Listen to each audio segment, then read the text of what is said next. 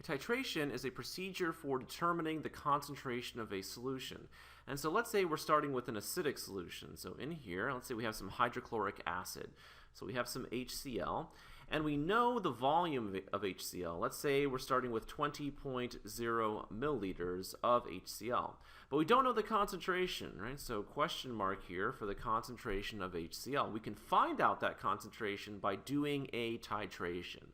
Next, we need to add a few drops of an acid-base indicator. So to this flask, we're also going to add a few drops of an acid-base indicator. We're going to use phenolphthalein. And phenolphthalein is colorless in acid, but turns pink in the presence of base. And since we have our phenolphthalein in acid, right now we have a clear solution. There's no color to it. Up here, we're going to have our standard solution, right? We're going to have a known concentration of sodium hydroxide.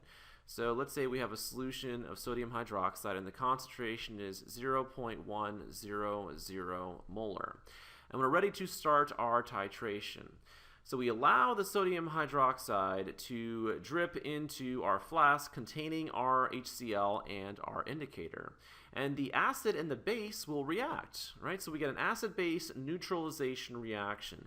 HCl plus NaOH, right? If we think about the products, this would be OH minus, this would be H plus. H plus and OH minus give us H2O. And our other product, we would have Na plus and Cl minus, which give us NaCl or sodium chloride. So let's say we add a certain volume of base, right? So now this would be higher.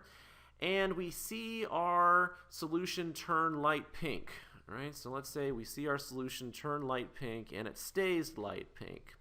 That means that all of the acid has been neutralized by the base, and we have a tiny amount of excess base present, and that's causing the acid-base indicator to remain pink. So a tiny excess of base means we've neutralized all of the acid present. And where the indicator changes color, this is called the end point of a titration. Right, so when our solution changes color, that's the end point of our titration. And here we stop and we check and see the volume of base that we used in our titration. So if we started right here, right, if we started with that much base, let's say we ended down here, right? So we still have a little bit of base left, and this would be the volume of base that we used in the titration. Right, so we have a change in volume here. And let's say that it's 48.6 milliliters. So it took 48.6 milliliters of our base to completely neutralize the acid that we had present. And so we can now calculate the concentration of the HCl. All right, so let's go ahead and do that. And let's start with the concentration of sodium hydroxide. All right, we know that we started with 0.100 molar solution of sodium hydroxide, so 0.100 molar. And molarity is equal to moles over liters, right? So this is equal to moles over liters. And our goal is to figure out how many moles of base that we used to neutralize the acid that was present. Right, so we can take our volume here, 48.6 milliliters, and we can convert that into liters.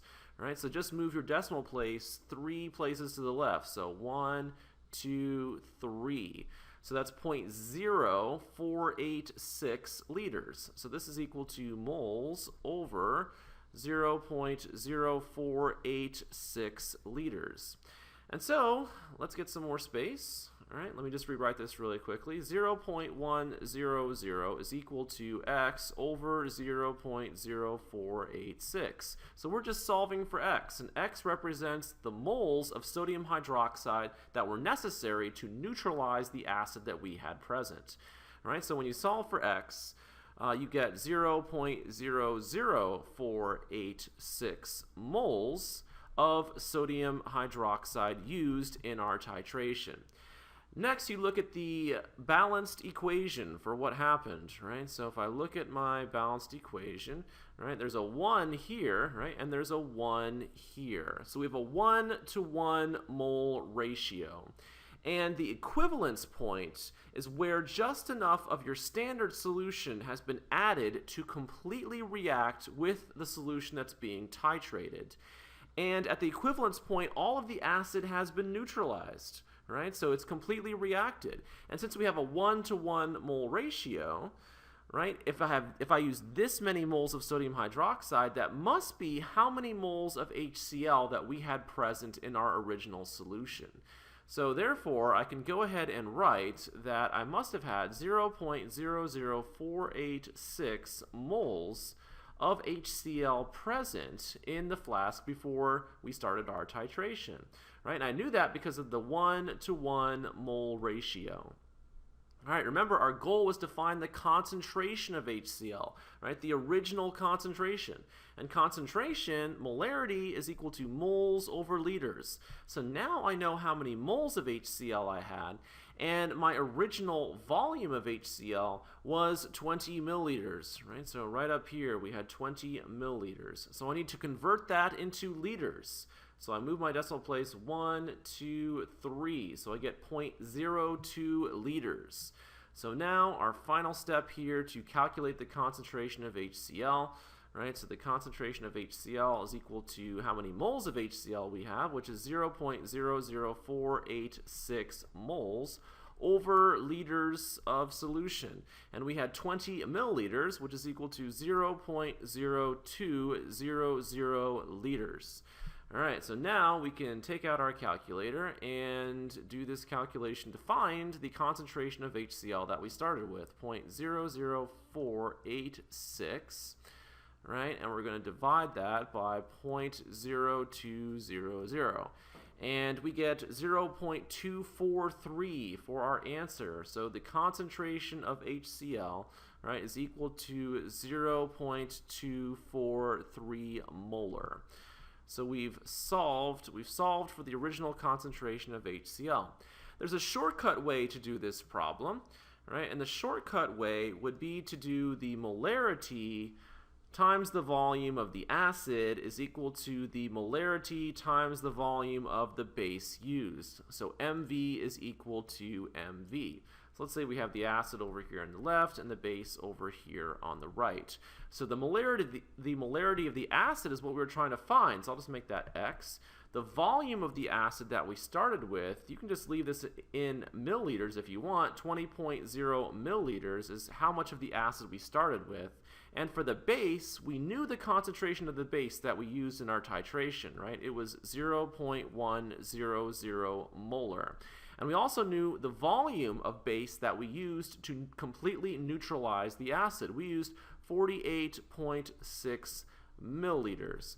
And notice how the mLs would cancel out here, right? And we can just go ahead and do the math and solve for x. So we get out the calculator, and we need to multiply 48.6 times 0.100, right? And so we get 4.86, obviously, and then if we divide by 20, we will get our answer of 0.243. So x is equal to 0.243 molar. And this shortcut way works pretty well when you're dealing with a strong acid and a strong base in a 1-to-1 molar relationship. All right, in the next video, we'll do a problem where the mole ratio is no longer 1-to-1.